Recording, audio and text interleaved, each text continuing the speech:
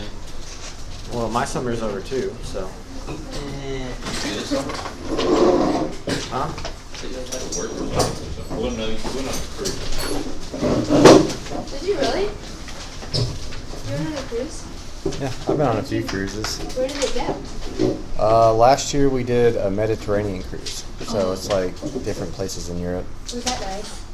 It was, but it was like 6 cities in 8 days or something, so like you don't really get to explore any place very much.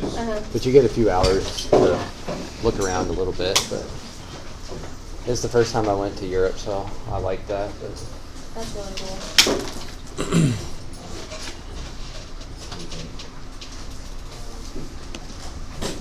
what I don't like is that I guess Europe basically doesn't have free restrooms. Oh.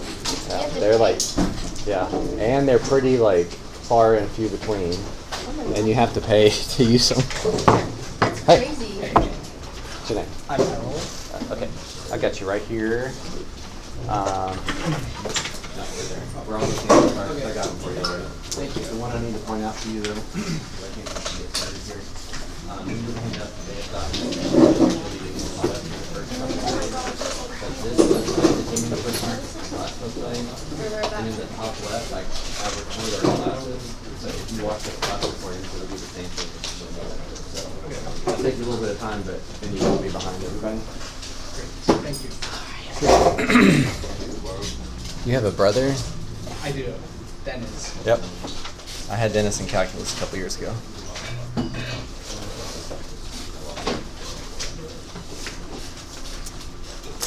Oh yeah, sorry, I forgot that they don't do a bell here for a bell to come back, but then not a bell for the tardy. So, okay, we got two things. So, I always try to do this, but without giving you the full backstory, it's really hard for me to get some of your handouts stapled and 3-hole punched for use. But I do try to do that. So I did do that for you guys this time, but I did not get the assignments numbered. So the one on continuity needs to be number 9. And the one on infinite limits needs to be number 8. So you need to number those today. Again, I try to number those sometimes for you, but you need to number them yourself. Wasn't the Carter County scratch paper? It was? Okay, so I'm sorry, this should be 9, 10, 11. Thank you.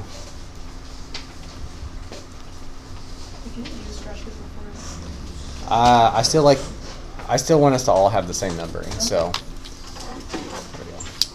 All right, so scratch that. The infinite limits needs to be 9. Continuity needs to be 10. And then later on, you'll need some scratch paper for 11. But number those, and then there was a survey. I think I asked you guys to try last time, and it was messed up. Is that right? Yeah. Okay, so you either need to pull this up. It's under Bellwork. You're welcome to pull it up on your phone or your Chromebook. If you want to go to the class website, these slides are in the top right, and then you can actually just click the link if you don't want to type it in, if that's easier for you. But I need some info from you guys about calculators. Ms. Cross is trying to see how many students would like to check out a calculator just to leave at home all year, like if you don't already own your own. And if it's something that we can afford, then we will do that. So even if you have your own, fill it out so that we know that you're a no there.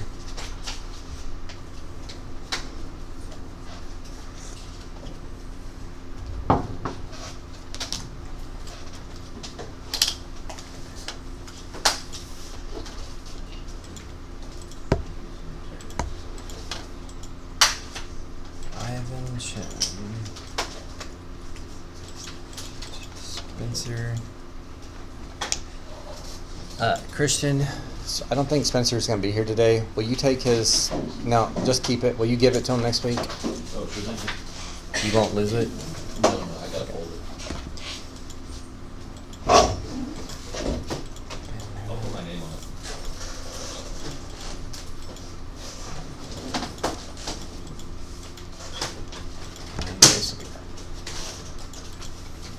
it. Okay, does anyone need that link up on the screen longer?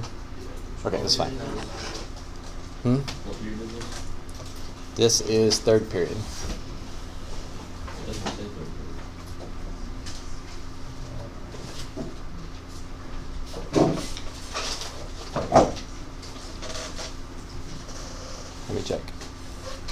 I see third period. Try refreshing. You may have used the link that we tried to use last time. It's a whole new thing. Yes, it's a whole new link. Yeah. Okay. I thought Miss Cross forgot to put my class periods on there, but she actually wanted me to make a copy and change it, and I just didn't know that last time, and that's where the confusion was. So if you're trying to use the link from last class, it won't work. It's got to be that one. It's a slightly different one. Again, it's just a couple quick questions.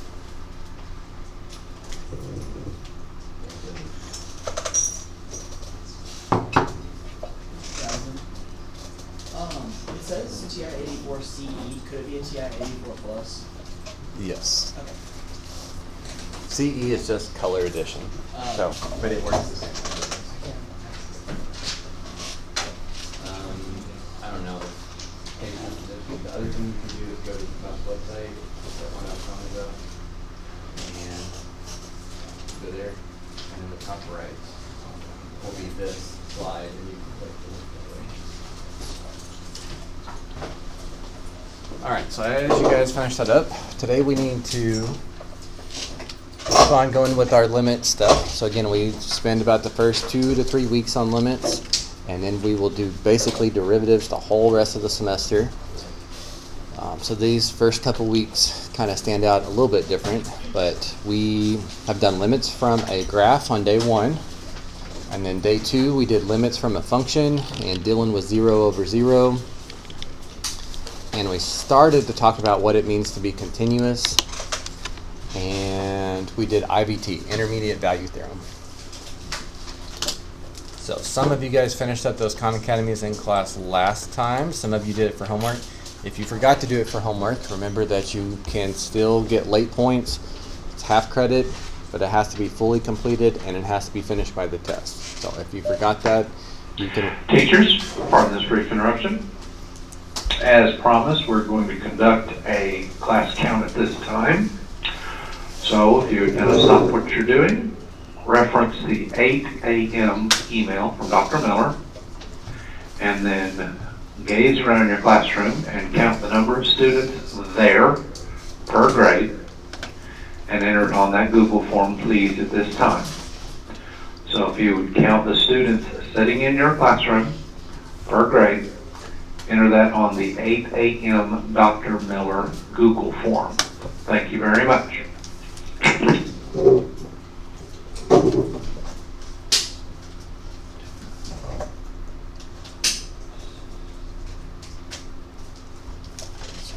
Sorry, I gotta type this in real quick.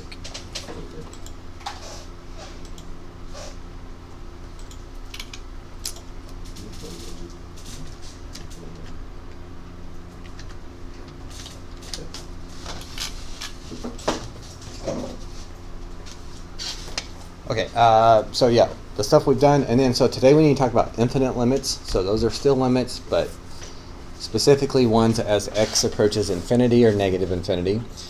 And then even though we started talking about being continuous last class, I've not told you the definition of what it means to be continuous. And in calculus, that's a very big deal.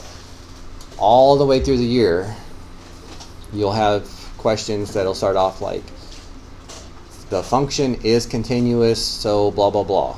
Like a lot of stuff a lot of calculus stuff only works if the function's continuous. So we have to have a good foundation of what that means. And College Board does expect that you memorize the definition of continuity. So we're going to do that. And then I've got 3 Khan Academy assignments over continuity. So when we go over that one, that's where your Khan Academies will come from. So I think that'll end up being a pretty light class period, but we'll see.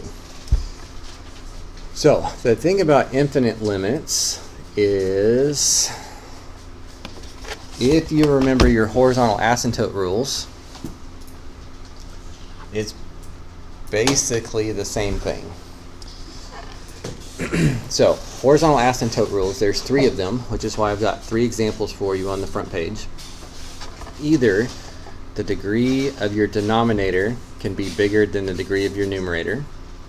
That's what's happening in this first one. Compare the degrees. If the degree of the denominator is bigger, what you should have learned in Algebra 2 and reviewed in pre-calculus is that the horizontal asymptote would be y equals 0. That's good review if you're still planning on doing the ACT as well. But more importantly, you need to know what a horizontal asymptote is. Horizontal asymptote tells you what the far left and far right of the graph is approaching.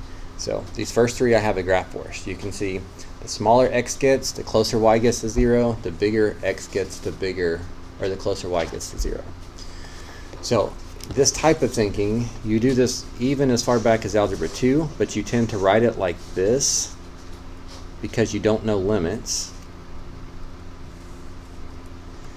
But basically what you're saying is as x gets really small, the y value gets closer to 0, and as x gets really big, the y value gets closer to 0. In calculus, we basically say the same thing. This is the one I actually care about, but we use limit notation. So if x is approaching negative infinity, in this case it would be 0 or positive infinity.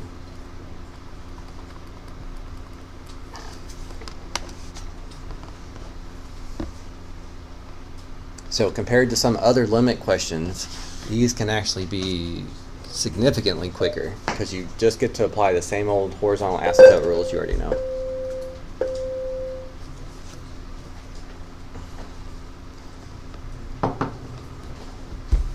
Okay, the second one, if the degree of the numerator is bigger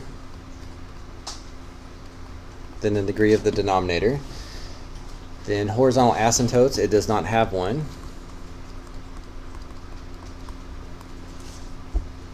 That's the part you should have learned as far back as Algebra 2 and what you could see on the ACT. For us, if you don't have a graph, you pretty much just have to say the far left of the graph does not exist, and the limit as x approaches the far right of the graph does not exist. Technically, if you have a graph, you can be a little bit more specific, because I can look at this one and see this guy's going up forever. This one's going down forever. But remember, infinity and negative infinity are ideas, not numbers. So either one there is fine. And we don't need to do this part. So the degree of the numerator is smaller, so y equals 0, which means it approaches 0 on the left and the right. If the degree of the denominator, or sorry, I may have said this first one backwards. If the degree of the denominator is bigger, it approaches 0 on both sides. If the degree of the numerator is bigger, it does not have a horizontal asymptote, which means it just approaches different things. And without knowing what the graph looks like, we would just have to say does not exist. That's the best we can do. And the third and last possibility for horizontal asymptote rules is when the degree of the numerator equals the degree of the denominator. And that's when your horizontal asymptote is the leading coefficient of the numerator over the leading coefficient of the denominator. So for this one, that would be y equals 4. And then again, I've got graphs of these so you can see. The far left of the graph approaches 4, the far right of the graph approaches 4. Don't try to write it like you did in Algebra 2. Write it with limit notation. As x gets really small, the y value gets close to 4, and or as x gets really big, the y value approaches 4. Even though it's not really reaching 4, remember limits don't care about that. They just care where you're approaching. So if you know those 3 rules, you can do infinite limits, and you'll see that the back page, or at least the top of the back page, we can work these very, very quickly. Now, if you don't remember these rules, you need to add that to your list of things to do. But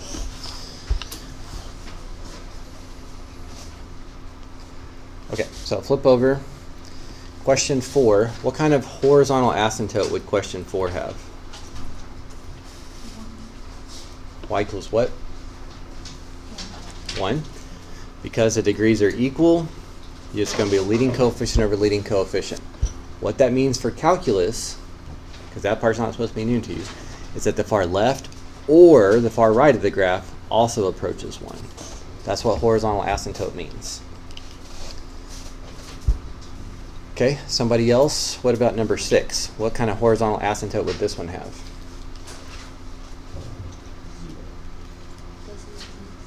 Okay, if the degree of the numerator is bigger, it does not have a horizontal asymptote, which means that this graph's either going up to infinity or down to negative infinity, but without knowing what the graph looks like, the best we can say is it doesn't exist. Infinity and negative infinity is the same as does not exist anyway.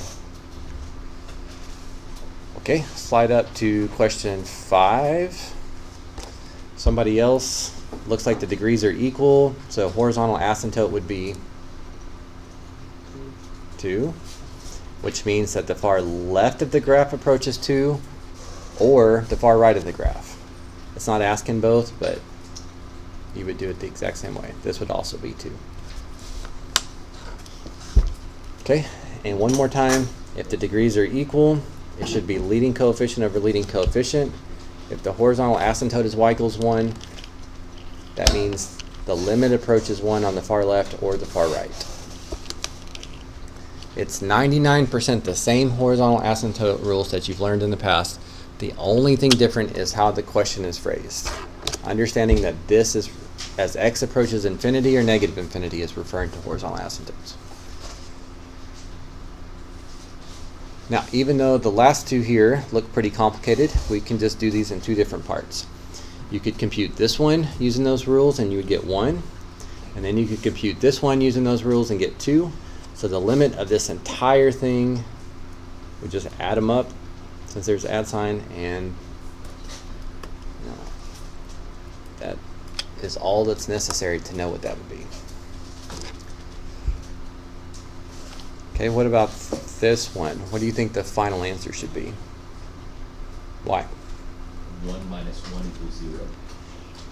Okay, this guy has a horizontal asymptote at 1, which means the far left and far right approaches 1. This guy has a horizontal asymptote at 1, so that means the far left and the far right approaches 1. And this one says subtract, so subtract them. So again, 5 seconds of work if you know what you're looking for. Alright, so this would be a good time if you want to elaborate on that or summarize that in words. I'll give you a moment to do that before we look at a couple of the other types.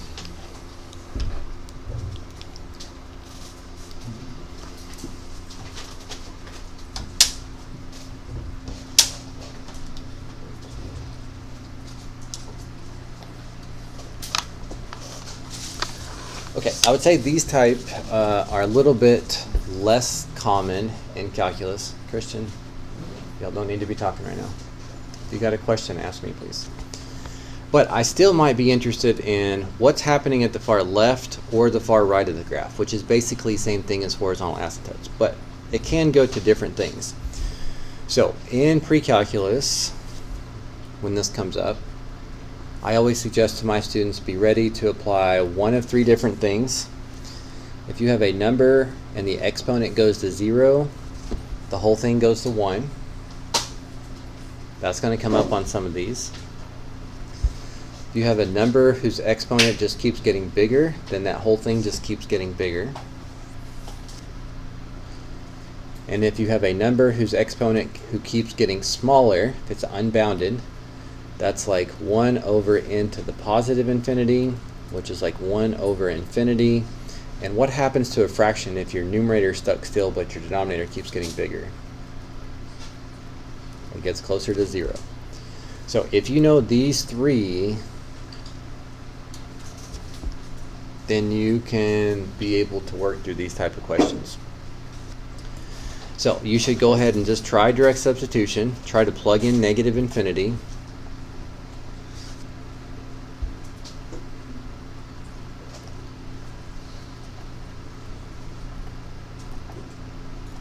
Everywhere there's an x, we're going to plug in a negative infinity. And then we're going to try to simplify this carefully one step at a time. So a negative times a negative would be positive. 0.8 times the number that goes to infinity is going to go to infinity. What does e to the infinity go to? Infinity. That's one of the three things we wrote down. If you have a number whose exponent just keeps getting bigger, this whole thing keeps getting bigger. And so if your denominator is going to 2 plus infinity, that means the whole denominator is going to infinity. And if your numerator is stuck at 6 and your denominator keeps getting bigger, then your whole fraction approaches 0.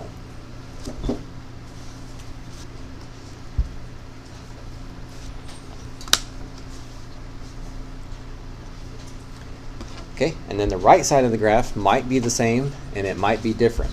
You actually have to work it out. So this time we can try plugging in positive infinity and then do this carefully one step at a time. Positive times a negative is negative. 0.8 times a number that keeps getting bigger will just keep getting bigger. Now this is a different one of those three. E to the negative infinity doesn't go to infinity. It actually goes to 0, which means your denominator goes to 2 and your whole fraction goes to 3.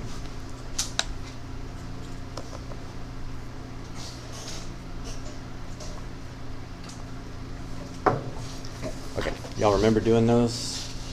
At least familiar? Okay.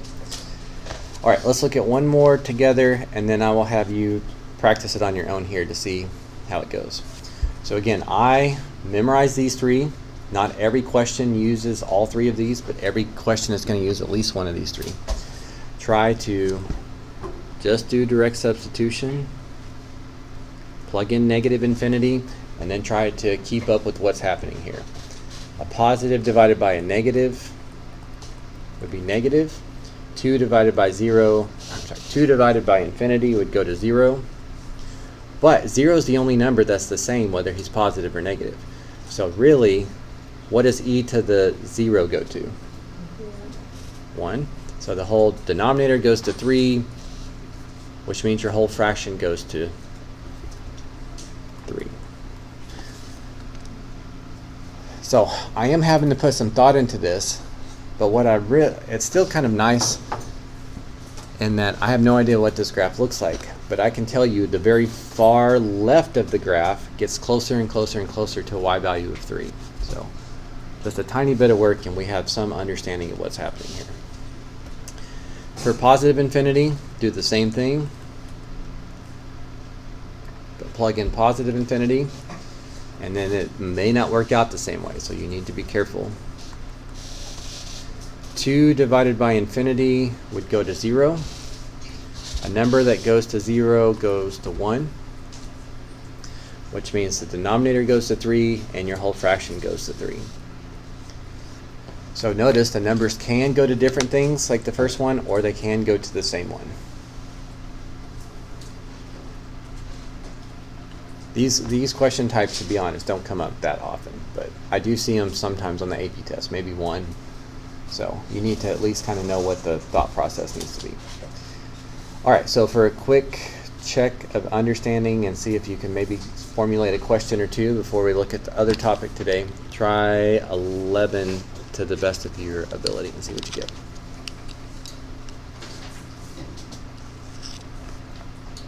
Without a calculator. If you have a calculator, you could just graph it and look at it, and that's understandable, but I don't know why you would get a calculator on these. We try to do a little bit calculator, a little bit no calculator. Of course, we'll talk more about the actual format of the AP test as we get close to it. But half of our points on the AP test are calculator and half of them are no calculator. So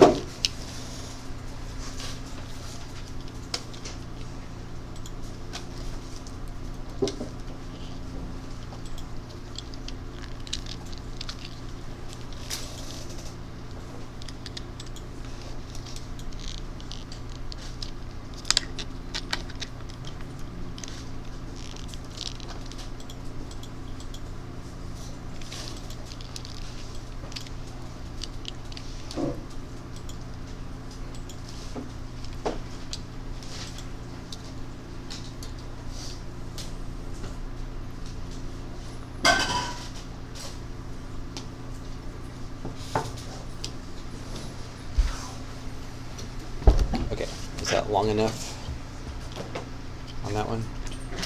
Okay. So if you try to just plug in infinity in for x, you get something that looks like this. This is one of the 3 things I suggest you memorize. If you have a number like e whose exponent just keeps getting bigger, then that whole thing keeps getting bigger. So 1 minus a number that goes to infinity is still going to go to negative infinity. And technically positive divided by negative would be negative. If your numerator is stuck at 4 but your denominator keeps getting bigger, your whole fraction goes to 0. But 0 is the only number that doesn't matter whether it's positive or negative. So we just say 0. And then for the second, or the left side of the graph, you want to contemplate what happens as x goes to negative infinity. So not the same thing, but one of the 3 I suggest you memorize so that you can quickly say that that's 0. And then you can tell me the denominator goes to 1, which means your whole fraction goes to 4.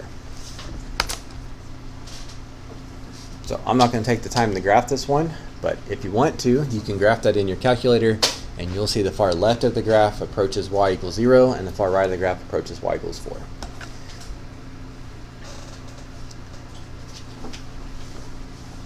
Okay, anything y'all want to ask to summarize this?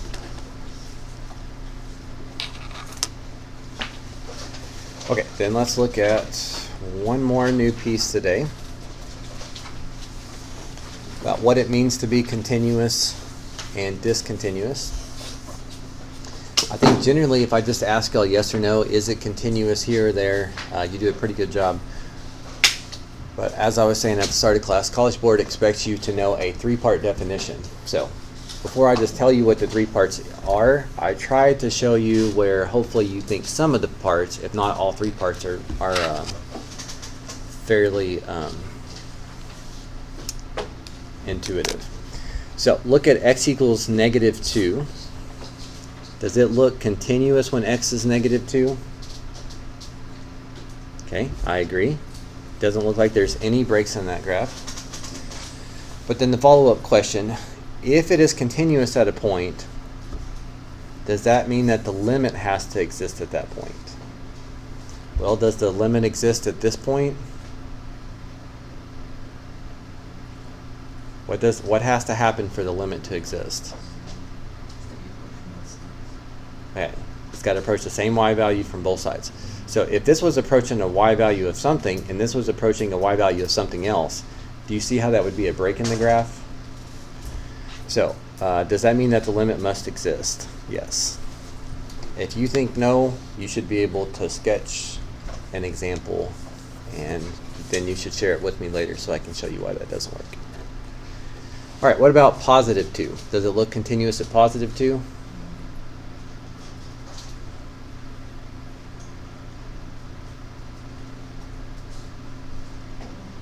Okay, I agree.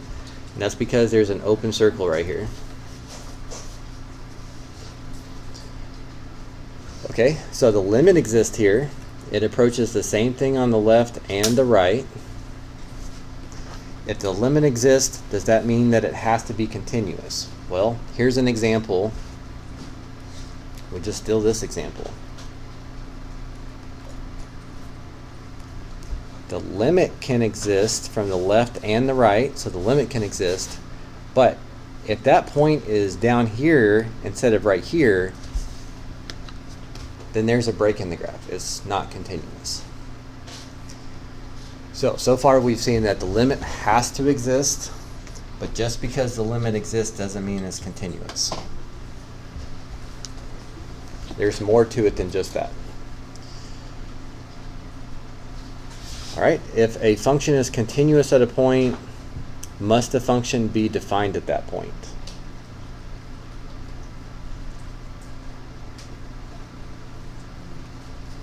What do y'all think? I would agree. The problem with this one was there wasn't a point right here, right? So even though it was approaching the same y value from the left and the right, That point was missing. So yes, it does have to be defined there. So why? Well, without it, there will be a hole. And a hole is certainly a break in the graph.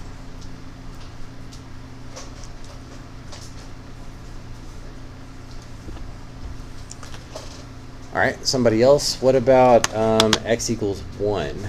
Is it continuous at x equals 1? Nope. Okay, I agree.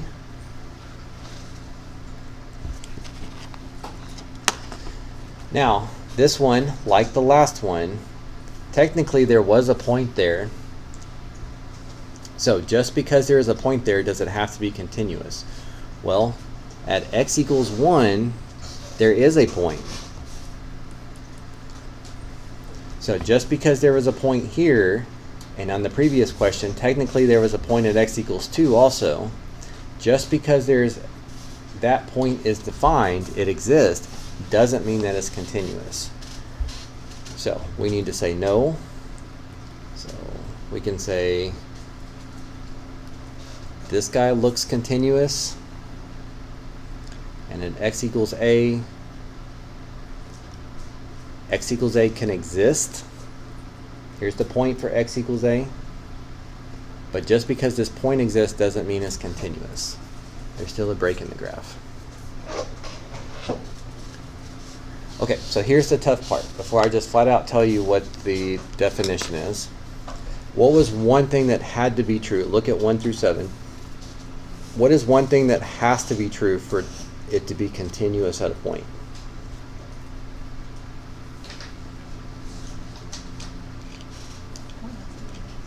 Okay, it has to have a point. So let's say we'll just use a generic x value of a. Okay, this must exist. What about like question 1 and 2? What did we see that has to be true there? Okay. All right, limit must exist. And this last one's a little bit harder, but on the last couple problems, the point existed, but it was still not continuous. So just because the limit exists, just because there's a point at that x value, there's still one other thing that has to be true. And this one's pretty tough to get. What do you think?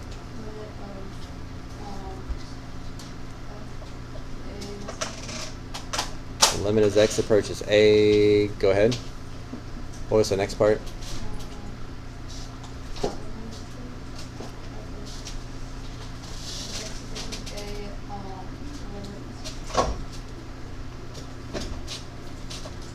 This has to be equal to something.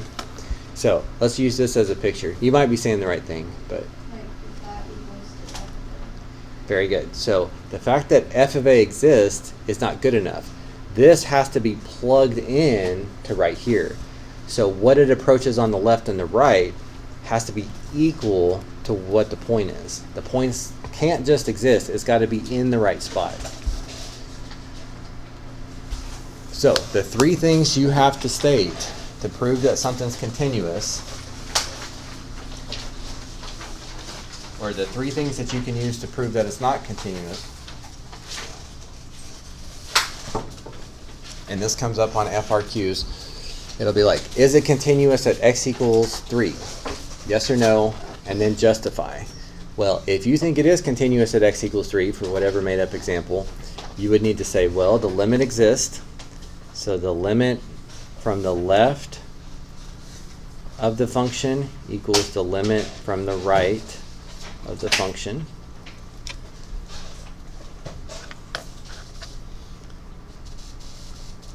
You have to have a point there. It can't just be an open circle. But then whatever it's approaching on the left and the right has to be equal to the point. That point's got to be in the right spot for it to not be a break.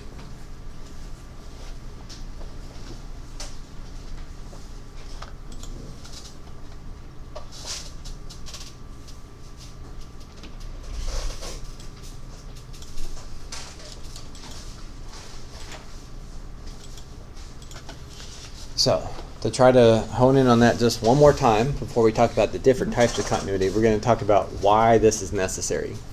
So, just some counter examples. If this was not true, it might look something like this. It might be like up here and then down here. If the limit from the left doesn't approach the limit from the right, you can see you've got a break in the graph. That's why we need that to be part of the definition. If this is not true, it might look something like this. And if your graph is just missing a point, then it is not continuous. That's why we need the second part of the definition. And then the third part of the definition, just because the limit exists, just because there is a point at x equals a, if that point's way up here or way down here, if it's not equal to the limit, that's not sufficient enough. The point would have to be right here. So again, these three are counterexamples. If the limit didn't exist, you can see it's not continuous. If the point doesn't exist, you can see it's not continuous.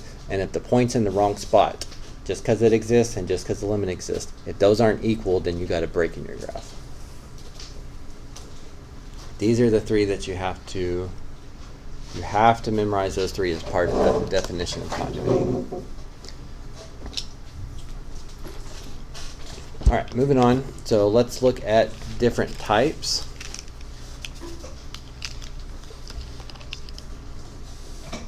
Oh, okay. So 11. Where is it discontinuous in this graph? Just tell me all the x values you think that it's not continuous. 1. Okay, x equals 1. Sure. Somebody else? Give me a different one. X equals 2. Yep. 4. I agree, 4. And I think there's one more that's kind of hard to see, and it's my fault, but yeah, -2 is supposed to be an open circle. It just doesn't print off great. So if all you care about is it continuous or not, and you have a graph, you guys gave me all the answers real quick. That's great. Now to prove, you have to use that definition, and we're going to practice some of that. But you also need to know the different types of discontinuity. So this will be one of your Khan Academies where they just ask you to like pick out the jumps, the infinites, and the removables. So a jump, just like its name sounds, this is when your graph jumps up, like at x equals 1 and x equals 2. If your whole graph is jumping, it's called a jump discontinuity. If it's because your graph's going to infinity and negative infinity, known as an asymptote, we call that an infinite discontinuity. And the one you need to put a star by, because this one is not intuitive based on its name, removable is when it just has a hole there, like x equals -2. That's referred to as a removable discontinuity when there's a hole. Whether there's a point somewhere else for x equals -2 or not, that's still referred to as removable. So infinite goes to infinity. People usually remember that one easily. Jump is when it's jumping. People remember that one easily. But removable is when you have a hole and either that point doesn't exist or that point's just somewhere else randomly. But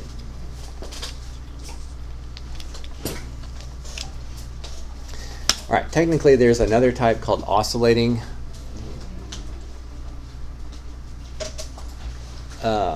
This doesn't come up in Cal AB, but just for your own calculus knowledge, if your function oscillates, goes back and forth, if it goes fast enough, it is possible for it to not exist, just because it's going up and then back down so quickly that it's possible. So you could maybe see that later on in your calculus career, but there's a different type. You might put an X by this one. You don't have to know that for us or the AP test, but you do have to know the other three. All right, so to be honest with you guys, there's not a ton of this type of stuff that shows up on FRQs. And we do try to mimic our test, our big assessments, to match similar to your AP test, so you get used to that. But this is about as close as it gets. So if you had a piecewise function, a couple limit questions, and then stating if you think it's continuous, and then proving it or disproving it. So to graph a piecewise function, you need to graph each of these parts. Here's negative x squared, and you can use the calculator if you need to. And here's x. But the big thing with piecewise functions is you only keep the top part some of the times, and you keep the bottom part some of the times. You have to use the little restrictions.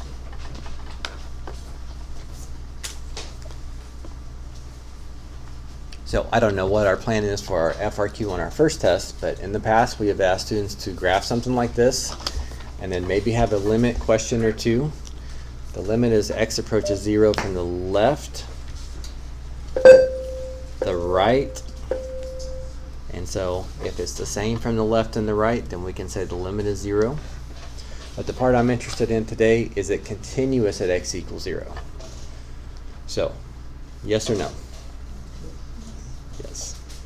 And if it says justify,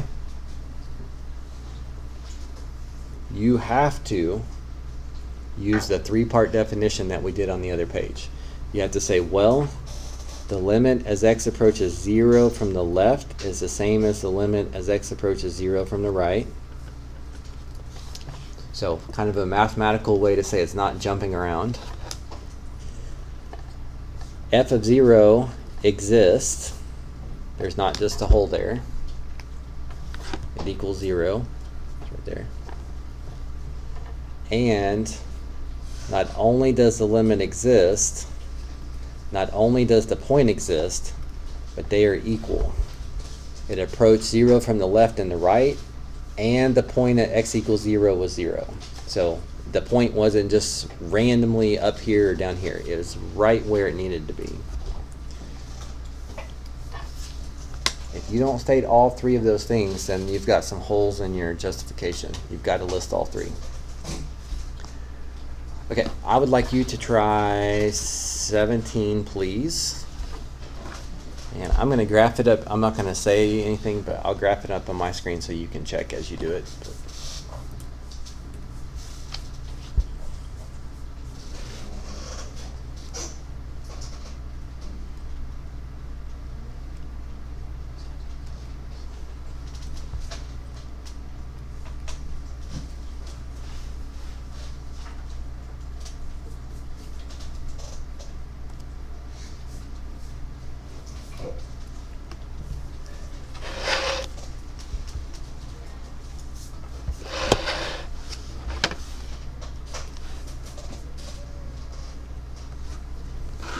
So graph it, compare it to mine, and then try to answer parts A through D.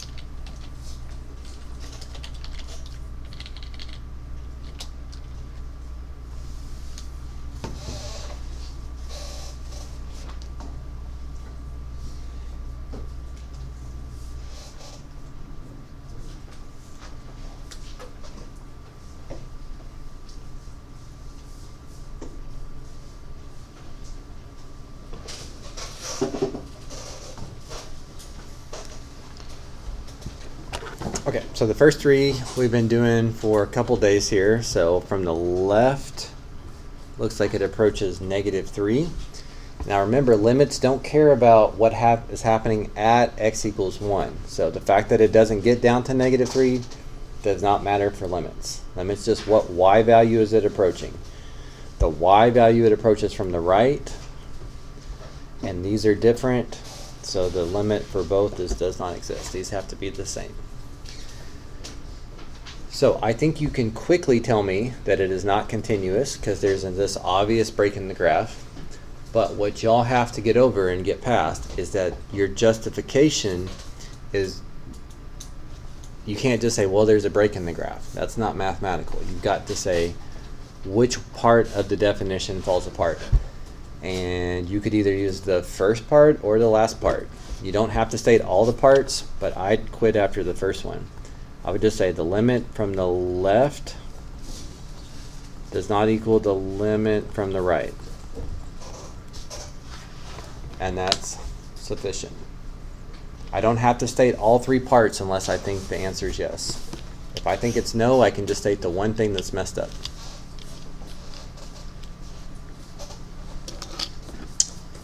Oh, I meant to have one more for you here, but one more of those, but it's still it's the same one, so we can skip that.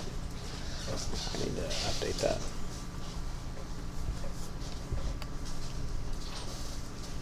Okay, let's look at one more question type. And then you can practice some of the continuity stuff in Khan Academy. All right, so we've got a piecewise function, and they like to ask these question types on the AP test sometimes. I've seen it on some free response stuff. And we're supposed to try to figure out what values of A and B make this piecewise function continuous. So I have an idea of what x plus 1 looks like. I have an idea of what x3x looks like. I don't really care what this looks like until I get to x equals 1, because at x equals 1, it stops being this top function and starts being this bottom function. So visually, I don't care what this looks like, but I need this guy's y value to be the same as this guy's y value. I need them to be the same, but only when x equals 1. I don't care if they're the same the rest of the time, but for the top part of the function to hand off to the middle part of the function to make sure there's no breaks, I need these to be equal. And since I only need that to happen at x equals 1, I can plug in 1 for x, and we get that statement. A plus b is supposed to be 2. Okay, same logic. I need it to hand off this middle function to the bottom function at x equals 2. So again, I don't really care what this looks like or what this looks like. But when at x equals 2, I need this and this to be the same value. Otherwise, there's going to be a break in the graph. So if specifically that has to happen at x equals 2, you can plug in 2 for x, and then 2 times a plus b has to be 6.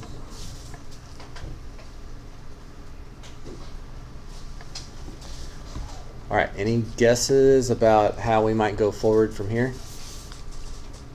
What do you got? Do the same thing with all of us. Do the same thing with what? With x equals I did that right here. When x equals 2, I plugged in 2. 2. Oh, you just substitute from the first graded section. Okay, do y'all remember what it's called in math when you have more than one equation to solve, but you have more than one? That's how you solve it. A system. System of equations. If I know 2a plus b is supposed to be 6, and I know a plus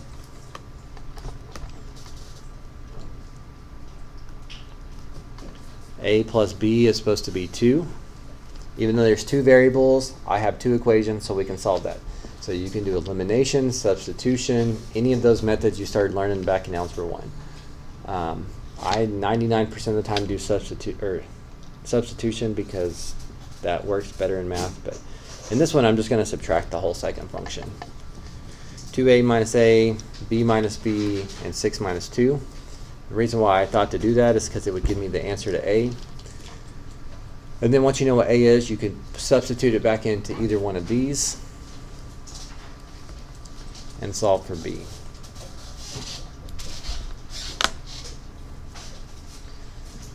So, of course, this is not going to be the easiest type of question we do all year, but what I need you to understand is just the kind of setup.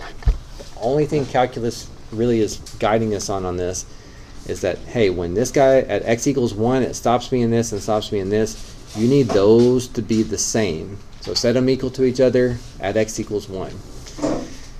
And then it stops being the middle function and starts being the bottom function at x equals 2. So set them to equal to each other and plug in x equals 2. But solving two equations for two unknowns is a system of equations, and they just expect you to remember that because you've done that in the past. So if you want to do addition method, which is what I did, that's fine, but you should be able to solve. And that would be true when a is 4 and b is negative 2.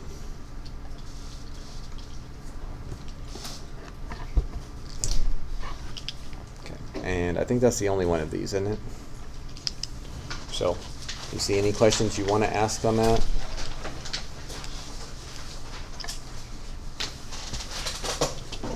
Okay, then let's move on and let you practice a little bit of this. So you do need scratch paper, numbered as 11. I know sometimes you don't need as much scratch paper for some of these, but I still like you to put a placeholder in your binder. And even if you don't have to do any scratch work, which might be possible on this, I still like you to have that place in your binder for tips that you might want to give yourself. Because just because you remember it today doesn't mean you're going to remember it 5 months from now.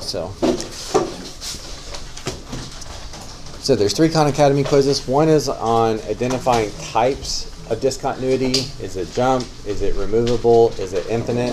That's probably the easiest one. You can do them in any order you want to, though. There's one on the definition of continuity. So, is it continuous? Does the limit exist? Does the point exist? Basically list all the ones that you think are true. And then the last one, it has something to do with continuity and piecewise functions. That one's probably the harder of the 3. But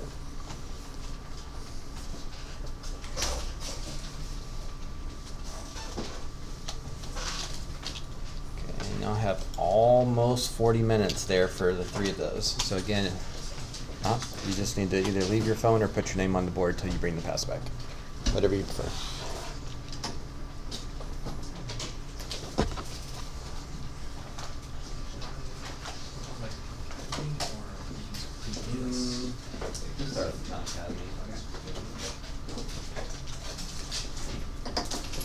So again, 40 minutes, and in theory, somebody could do 4, get 1 done, do 4, get 1 done, 4, get 1 done. There's a good chance you may not have to do that for homework.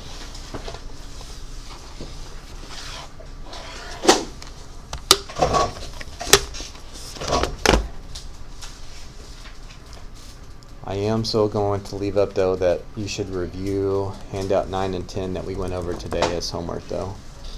Just forcing yourself to look at it another time will help you remember all of that. So.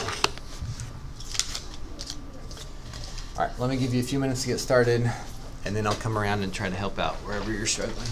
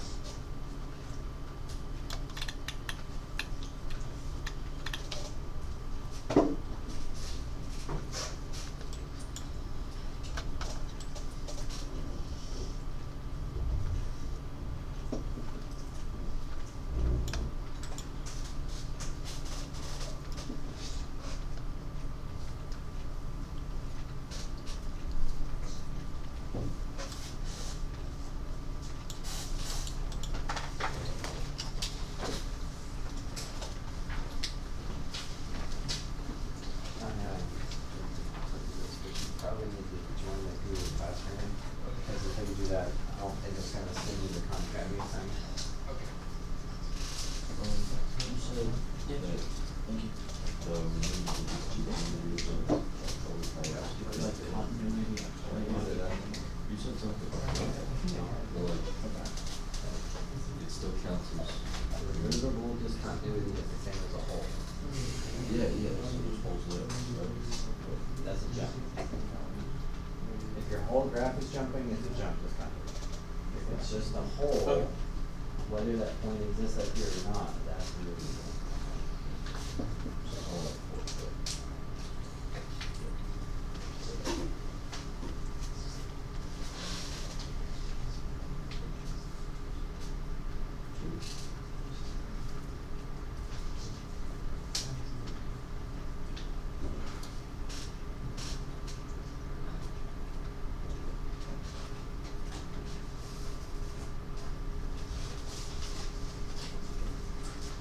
Thought that was printing it.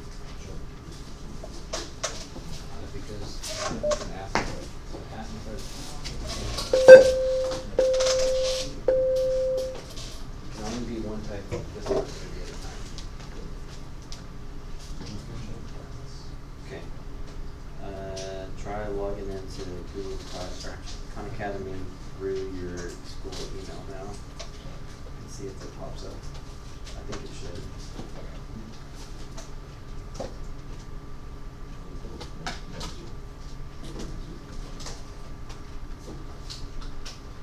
So, just like the two we did last class, I love if you get all 4 right, and then that means you must know what you're doing and you can move on. But if you miss some of them, at some point, either right away or after you try the others, I do want you to go back and try again. If you know what you're doing, you should be able to do 4 in a row. So.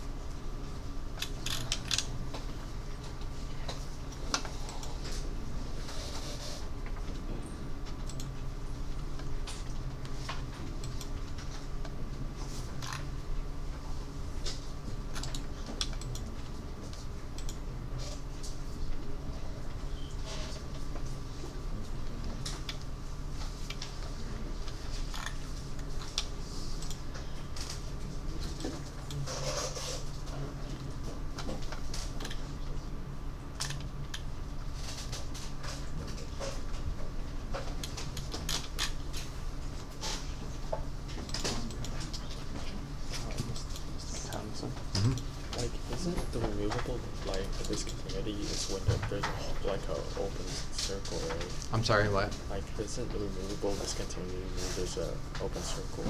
Not if the whole function's jumping. If your function goes from here and then instantly jumps down, that's a jump instead of removable. Oh, I see. Removable is when you just have a hole. On like a normal.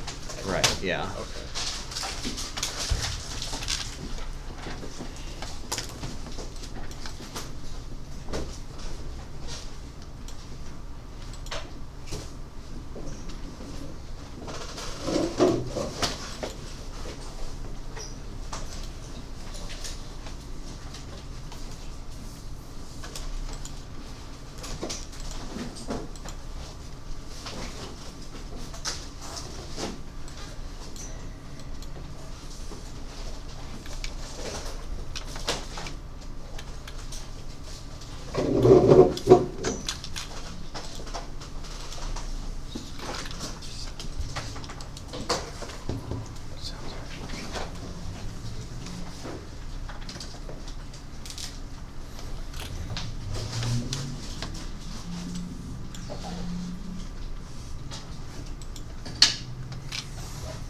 try again. I see you on the list now.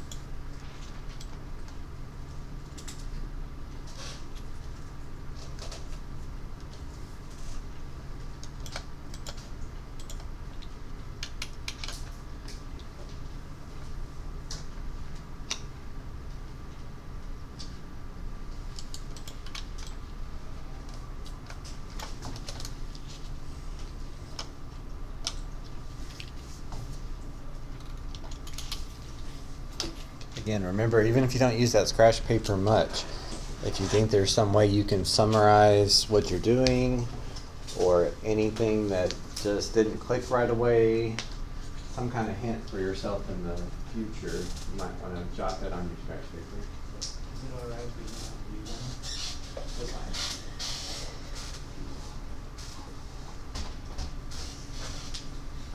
fine. Looks like these were a little too easy for y'all. Too many of y'all are already done with all 3 of them.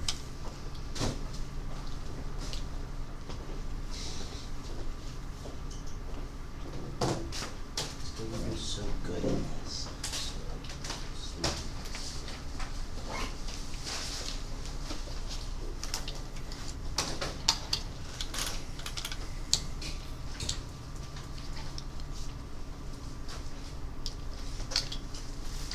Okay, I'm going to come around a couple times, but if you are continually having an issue or feel like you're making the same mistake multiple times, please call me over and we'll try to help. Also might be a good idea, I know it's only week 1, but you should have 11 things in your binder at this point. If you don't have those together in order, might be worth taking a couple minutes to do that before it starts to get disorganized.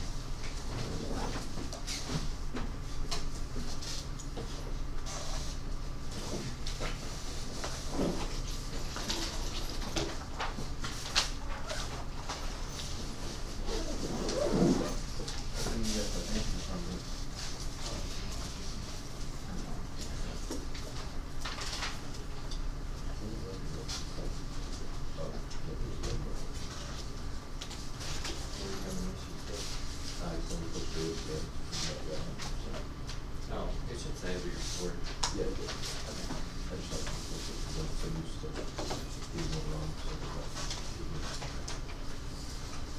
You got them all?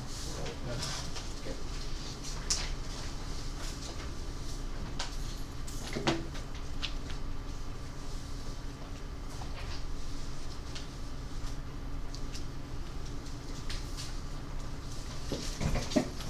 Yeah.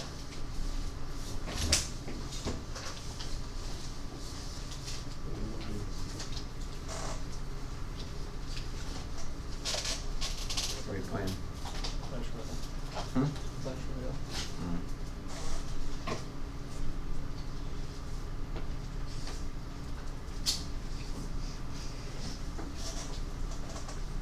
Sometimes you gotta go over.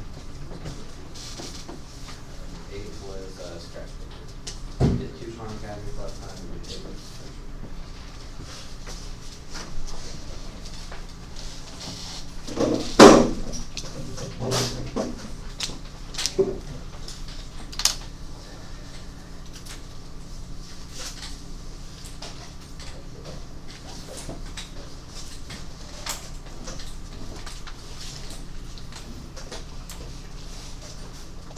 What happened? I was playing soccer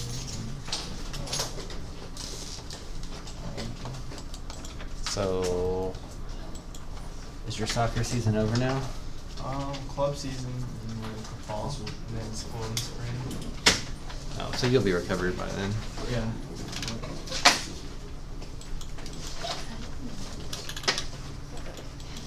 That's this. Like to the Mm-hmm. to the right is not exist, right? The limit would not exist at x equals 3. That's correct. So it's not the infinity. Well, there's a couple different things. The function doesn't exist there.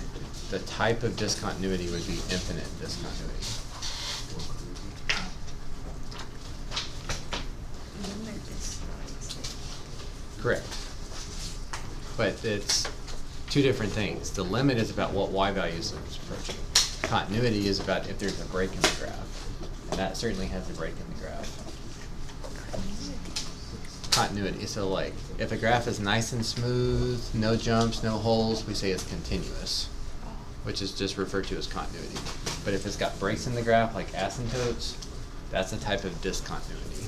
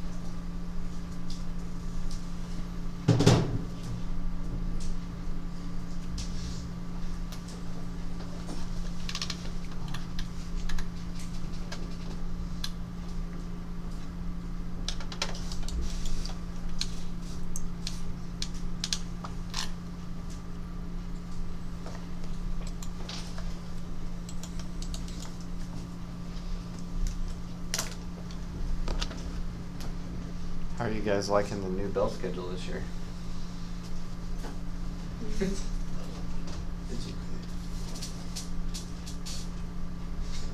You don't like having 7 classes instead of 8? I have 3 classes. Well, for everybody else. Sam has 4. Okay, for non-seniors. What about the split 7th period? Do y'all like that? No? But you only have to be there, what, 40, 45 minutes a day? I like it because we do like nothing. I just hate how we start earlier because traffic is like worse. It Earlier? might just be the first. Aren't you, you're a 0-hour student, so. Well, yeah, but that was different. Like, not because of the waking up part, because of like traffic. Because like 0 hour, there was no traffic anyways, and then I would come in 8:50 the next day, Mhm. and it was like decent. But like now, it's just really bad. Everyone's coming in and out of the exact same time. I bet if you get here, Find out which way to go. I come off Dixon down Stoneman Street to where it was called, and I hit no traffic. Nobody's on that road. I bet if you get here 10 minutes earlier, there'd be a whole lot less traffic. Yeah, I started leaving way earlier, and I'm still just like barely getting here. But I bet it's just because like the first week, hopefully, because people are gonna stop like showing up to class after a while. I mean, not like me, but other people.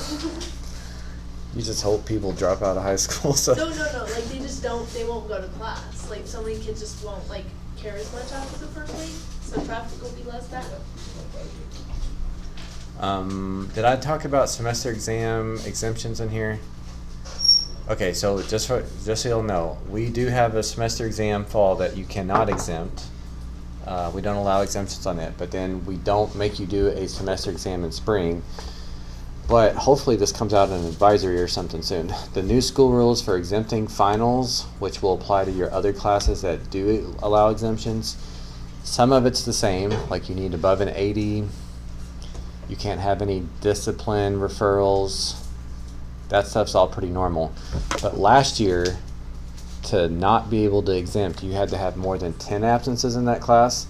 They've cut that down to 4. If you miss that class more than 4 times, you can't exempt it.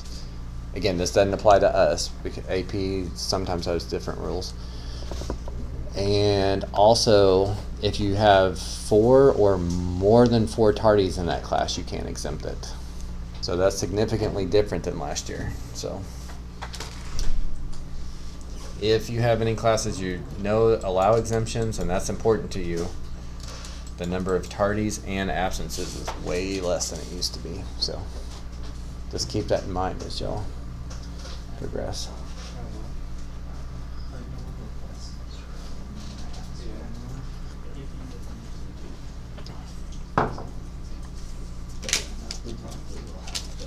This is the first year I never had 0 hour. I've always had 0 hour since we offered it.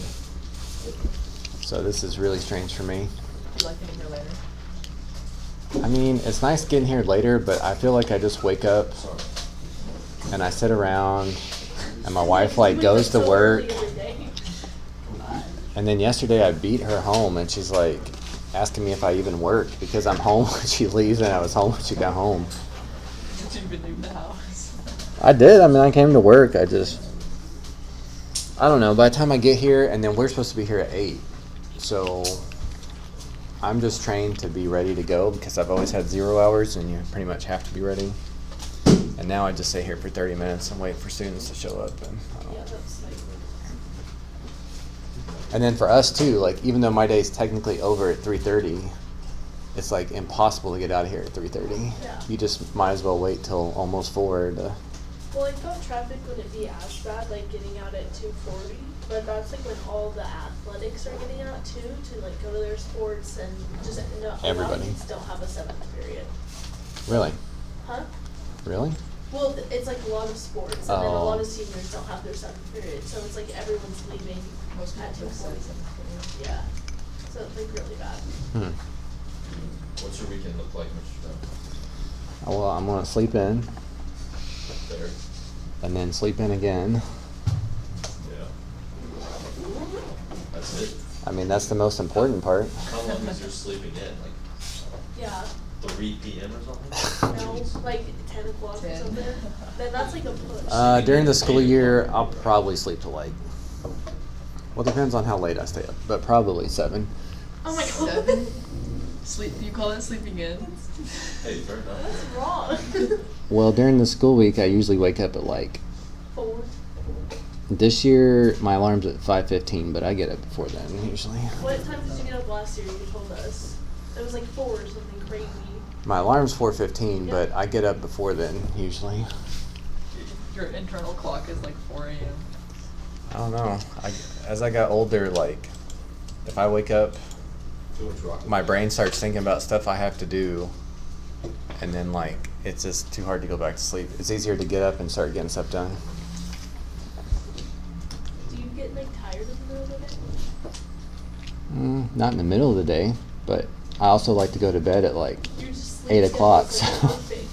It's like the most perfect sleep schedule I've ever heard. Well, I'm tired at the end of the day, so I go to bed. God. It's not hard to go to bed at a good time if you're that tired. That's true. You wake up. I got stuff in there. I haven't talked so. Okay, I realize most of y'all have those Khan Academies done, but please notice on homework, spend just a couple of minutes, even if it's just like 5 minutes, scan through handout 9 and 10 again before I see you on Monday. This stuff does add up to a lot of information, so the more times you force your brain to think about it, the less overwhelmed you'll be when we get to our first test. So please